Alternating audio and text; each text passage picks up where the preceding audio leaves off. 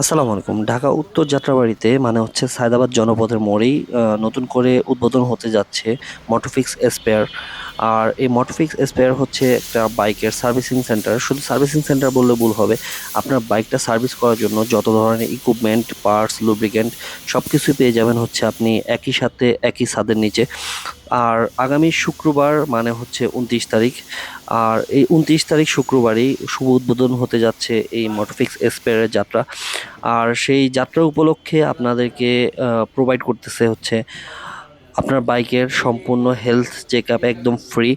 আপনার বাইকের হেলথটা check up করে আপনি বিভিন্ন ধরনের যদি কোনো পার্টস ইকুইপমেন্ট আপনার লাগানোর ইচ্ছা হয় বা প্রয়োজন পড়ে, আপনি সাথে সাথে তাদের থেকে একটা ভালো ডিসকাউন্টে মোটামুটি আপনি তাদের থেকে আপনার বাইকটা সার্ভিসিং করে নিতে পারবেন।